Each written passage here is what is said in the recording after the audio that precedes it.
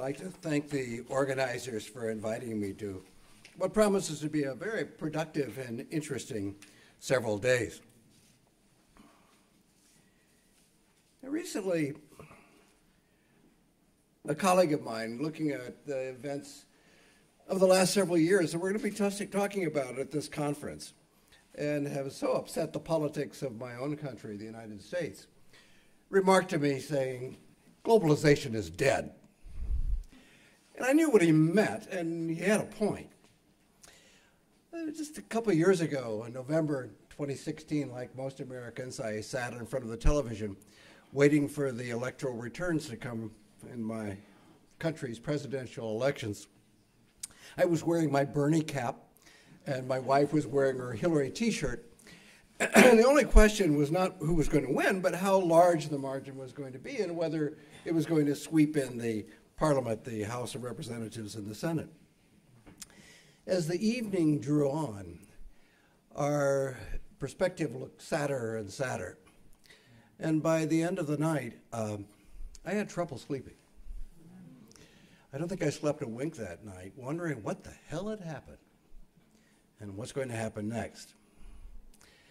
So the next morning, for consolation, I looked, as I always do in a time of crisis, for some sense of sanity to the New York Times. Yes, thank goodness. And I found the exit polls saying that the dominant interest of most of the people who had voted for Trump were issues of immigration and international trade. And I thought that was interesting, and it rang a bell in my mind, and I went back and looked at my notes. And just a few months ago, a few months prior, on the Brexit elections in UK, when they did the exit polls, they determined that the majority of the people were concerned about immigration and international trade. It was the same thing. So it was not just that the UK and the United States were concerned about immigration, the patterns of demographic change, changing the cultural makeup of so many different countries in the world, but also the entangling trade alliances that were changing the nature of global economy and making people feel that they were not in control of their own economic destiny. This was not just a problem for the United States and the UK, but it was a problem for many countries in Europe and Turkey and India and Myanmar, and increasingly it's a global problem. So I want to suggest to you as the thesis of my comments that, yes, we're in a period of anti-globalism, but there's something global about anti-globalism, and that anti-globalism itself is a part of globalization. Now, when I first started studying religious nationalism, the rise of religious nationalism some 30 years ago, my perspective was a little bit different. At that time, I was doing a comparative study of the rise of religious nationalist movements in many parts of the world with which I was familiar. And I'd lived in India for a number of years.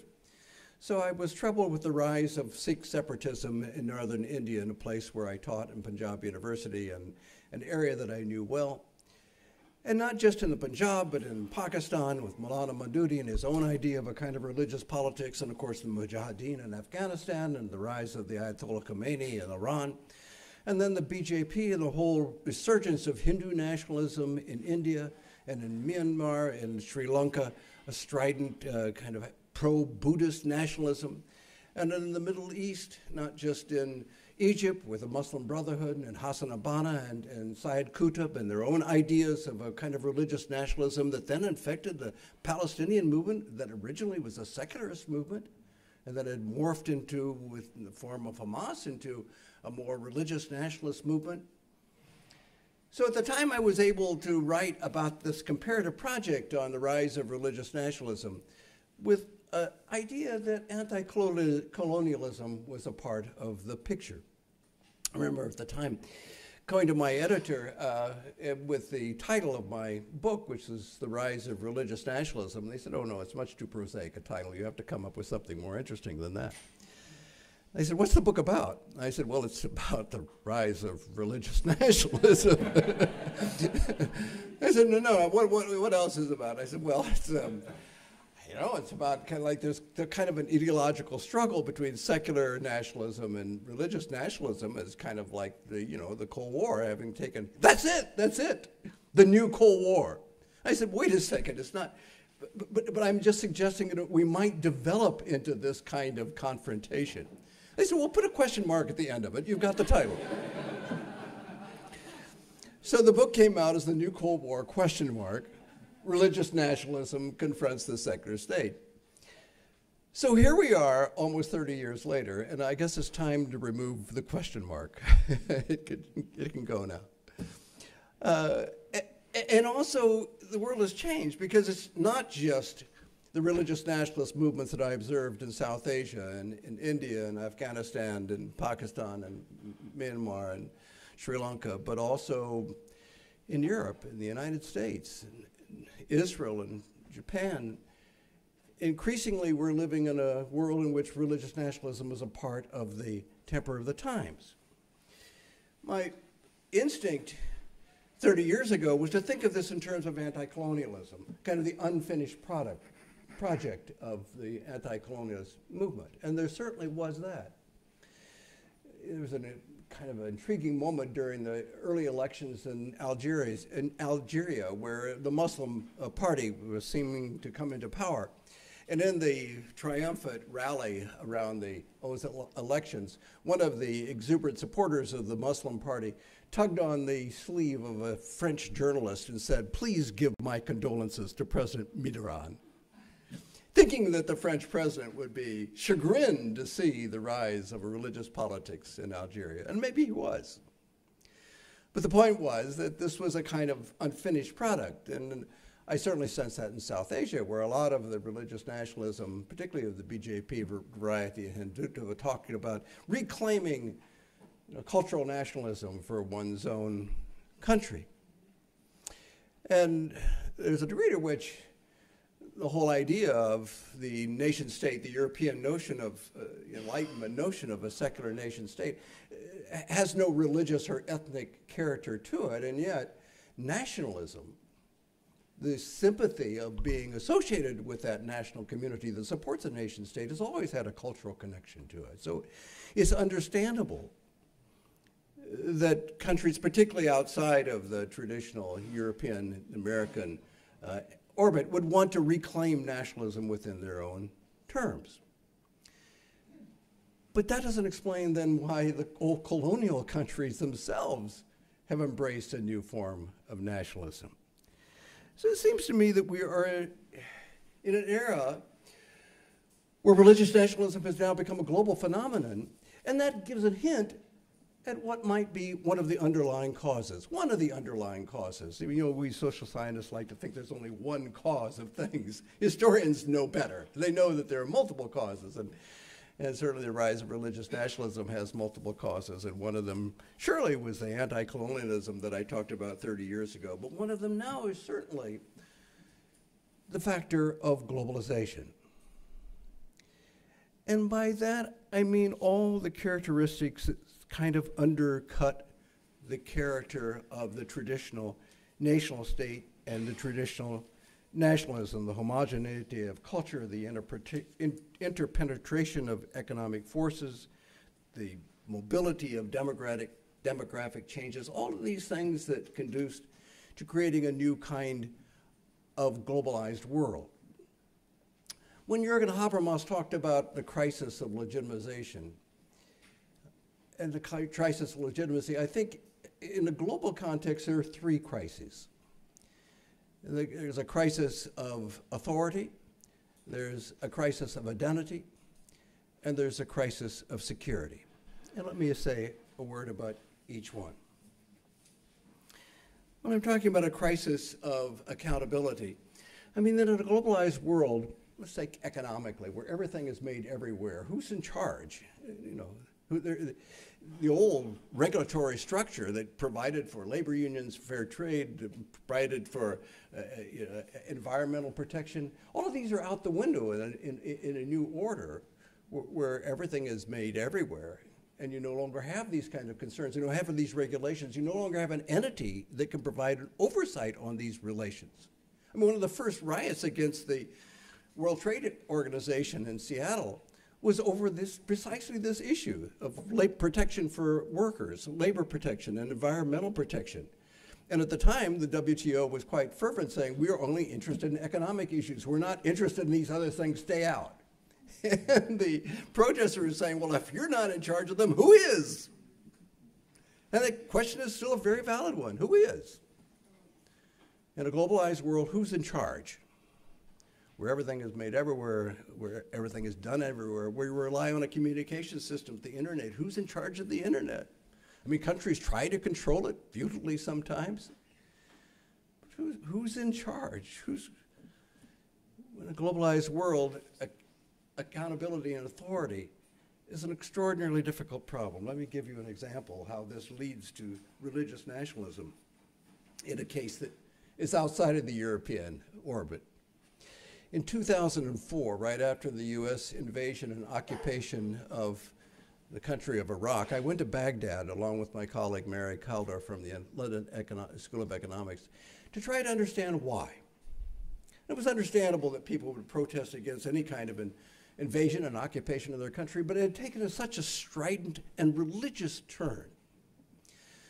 So I met in Baghdad with the representatives, the leaders of the Association of Muslim Clerics of Al-Anbar province, where Ramadi and the western part of Iraq, the Sunni area, where the heartland of the resistance was held. And the mullah told me, he said, you know, we had nothing against the Americans. We hated Saddam. We were glad to see him gone. And at first, he said, we took a wait-and-see attitude towards the American occupation army. We're willing to, if they were going to bring a good regime to the country, we were willing to wait and see how it was going to develop. He said, but to our astonishment, nothing developed. They had no plan. It was anarchy. We were shocked to see the pictures of looting, and even in our own cities where all of the government buildings were immediately attacked and looted, and people were taking the copper wire out of it, and all the refrigerator equipment and the desk and the furniture. He says nobody was in charge.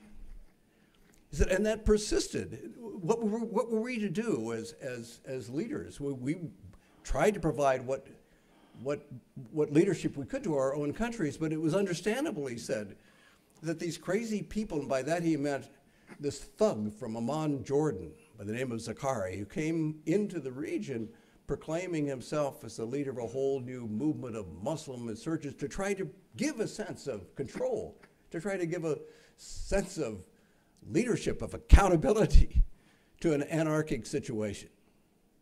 And you know what happened to that, of course? Zakari's movement was called Al-Qaeda in Iraq. Didn't last forever, but one of his main lieutenants, al-Baghdadi, eventually did resurface in a whole new movement called the Islamic State of Iraq and Syria. By that time, joining up with forces in Syria who, for their own reason, felt that they were abandoned in an anarchic situation where there was no true leadership. So this last year when I went to the edges of Mosul to trying to find out from refugees of ISIS what the situation was like under ISIS rule and the transformation that was then occurring within that city. These were in the last days of where ISIS had held control of the city, and tens of thousands of refugees were being held by the United Nations. And the United Nations Relief Organization has done an extraordinary task in building immediate cities to house literally hundreds of thousands of people who are flooding over in desperate situation for Mosul. And I talked with some young people who were there. Almost all of these were Sunnis. Now, the first refugees were mostly Shia and Christian who were obviously fleeing from the Sunni-dominated ISIS regime. But the later refugees were all Sunnis. And these folks told me, they said, initially, we all supported ISIS. We thought this was, finally, we Sunnis were giving some dignity, some representation. We were getting there was some control over our lives, some leadership. And then the movement evolved and it became more paranoid and they began attacking Sunnis. But the point is that their joining this movement was not because they shared the kind of religious extremism, the apocalyptic craziness of a central core ISIS ideologues, but rather they were simply looking for a stable world, for some control, some sense of leadership. The second crisis of globalization is the crisis of identity. So when everyone can live everywhere, and they do, then who are we? Now, as I said, the Enlightenment notion of the nation state was supposedly secular, didn't promote any particular ethnicity or religion, and yet cultural nationalism does. And this, particularly in Europe, where one sense of location as a community, as a national community, is often associated with other elements such as ethnicity and religion. And now, when you have a vastly diversified society, a multicultural society, people all over the world now swarming in to be a part of your community, are they part of you, or they are? And more importantly, who are we anymore? How do you answer a question like that? And the example I want to give is outside of the European orbit. And this is the example of Myanmar. When Burma was first an independent country, it was proudly multi-ethnic. Aung San Suu Kyi's father, who was the leader of the Burmese independence movement, had a very diversified ethnic following of all the different ethnic groups within the country. He did not live long enough to become the first leader, but you knew who was, included Rohingya as members of the Burmese cabinet. And for a number of years, there were Muslim representatives in the cabinet of the country. All that changed over the years, and of course, you know what has happened in the last couple years. Suddenly, Myanmar is globalized. It's part of the whole global community. But that very globalization seems to scare the hell out of Burmese people. So this last year when I was in Mandalay interviewing Ashin Wiratu, a Buddhist monk who is leader of the 969 movement, a movement of kind of proud Buddhist solidarity.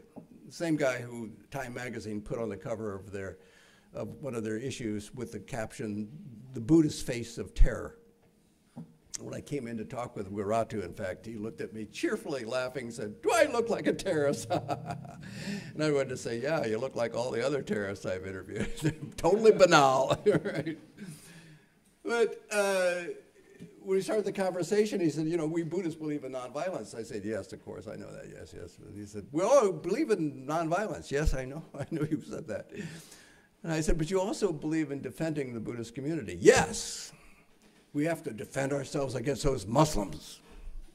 Well, I mean, Muslims are a tiny fraction of the population in Myanmar, and yet this was enough of an excuse, and probably promoted, as many people said, by the military regime itself as a way of trying to incite fear and also promote their own power within the country, which then marginalized Aung San Suu Kyi. It's a terrible position that she's been put in. But in that process, of course, the whole idea is this sense of solidarity, that we are a people. Wiratu pointed at a map of the world. I said, "Look at it." He said, "Look at the great wash of Islam and the great wash of Christianity." And then when it comes to Burmese Buddhism, and he talked about Burmese Buddhism as if it was its own separate little religion, we're this little tiny dot in a sea being threatened of being forever washed away. And of course, he thought Islam was going to do that right at the edge of Bangladesh, was going to march over. Well, this is absurd, of course, and yet it stoked one of the most hideous forms of genocidal atrocities against the Rohingya people. All in the name of identity, trying to give a sense in this globalized world of who we are as a people. The third crisis in a globalized world is security. And that's how can we be safe? And by that I mean not just safe from physical danger, although there is that, kind of terrorism or capricious acts of violence, but also how can we be safe in a stable order, an order that's not going to change, that's going to provide a kind of constancy in our national lives. The example I want to give here is the example of Mindanao in southern Philippines. There's been a movement for moral separatism of Muslim independence for some decades.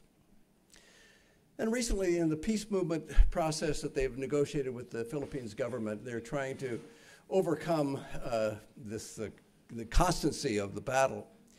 And yet the very act of trying to bring stability to the Mindanao region has created some excesses of military activity on the part of the government that simply made matters worse. Earlier this year, I was in the town of Marari, which is in the northern part of Mindanao. It was a town that was taken over just a few months earlier by Abu Sayyaf, one of the breakaway groups of the Muslim independence movement that had affiliated with ISIS. So they were an ISIS-affiliated group that seized control of this section of the town, in a sense, holding the whole town in hostage. I think probably for money. That was their idea. It's not clear exactly why they were doing it. But the Philippines government saw this as an opportunity to come in like gangbusters and destroy them once and for all, get rid of the whole movement, and that would take care of that, right? The only problem is that they spread out among the city. It wasn't easy for them just to go in like gangbusters and take them out. It didn't work that way. For 5 months, there was a siege of the city. The Philippines army brought in air power and aircraft, and they end up totally demolishing the city of Marari. When I went there a couple months ago, it just looked like it was totally devastated. It looked like Hiroshima after a nuclear attack.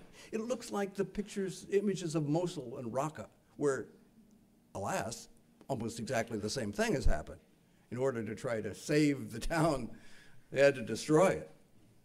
But in talking with some people who lived in Marari, well, there was one young guy who told me that his mother had worked for 30 years as a housekeeper in Dubai, saving up enough money to build a house in the center of the city, right across from the mosque, which happened to be the mosque where the Abu Sayyaf people had hunkered down. And of course it was destroyed along with the rest of the city. And she was absolutely devastated. And he turned to me and said, how do you think we can stay safe in a world like this? And his response was to join the militants. So in trying to remove the threat of militancy, the Philippines government simply created a whole new recruitment for the militants who saw in the movement a sense of security. How paradoxical that is. I mean, we see these as movements of terrorist movements or out to, bring a reign of fear in the populace. But within the movement, they see this as a stabilizing force. They're trying to, in an odd kind of way, bring peace, bring a sense of social order, bring a sense of stability, to bring a sense of security. So these movements that we see as odd in their own way are movements to bring authority, bring identity, to bring stability in a world, a globalized world that seems to have none of those things. Can religion play a positive role? Again, I have a story. And this story is even more recent. 2 weeks ago, exactly 2 weeks ago, I was in India. And I was back in the region of India, the Punjab, where I'd started doing this project 30 years ago, looking at the rise of the Khalistan movement led by Sanjanal Singh Bhindranwale. Now that movement, which was a fierce movement, went on for a whole decade in the 1980s and finally came to the end in the early 1990s. Basically, the movement petered out, although there was a general who took great pride at using the military force, really destroying the movement. I don't think that's what happened at all. The movement collapsed from within, and then this weakened movement was able to be destroyed by the Indian special police and the military. But it was destroyed. So now, after some 25 years, I went back to a village, one of the central villages that had been at the heart of the Khalistan movement, and talked with some guys who are now in their 40s, who were teenagers when they first joined the movement. These were foot soldiers in the movement, and their lives really had been devastated. They've never really been able to restore their lives. They've been marginalized by the government. Their passports have been taken away. They're not able to get any of the kind of government services, the privileges. People are kind of embarrassed to be seen with them. And there was one guy who said, you know, he said, there's nothing left for me now except go to the Gurdwara, the Sikh temple, and meditate and pray. And I just kind of chuckled, took this as a kind of comment of futility. But then later on I began thinking about it. How odd and how interesting that the same religion that drove him into this madness in the first place was now his refuge, was now the thing that he saw would help to restore and reconcile that broken world that he was no longer a part of. So in a curious kind of way, it seemed to me this illustrated the potential role of religion as a reconciling and healing agent, as well as one that brings harms. So religion has returned to the world in a vengeance in the postmodern, globalized world, but also providing what religion is always able to provide, that larger vision, that sense of the possibility of a renewed and reconciled world. And so in that way it can move beyond the kind of rupture of the crises of globalization in their loss of authority, identity, and security. My examples that I've given today are outside of the ambit of what we're going to be talking about for the next 2 days. And I've done that deliberately, in part because it's what I know best, but also in order to make the point that anti-globalism is in many ways a globalized phenomenon.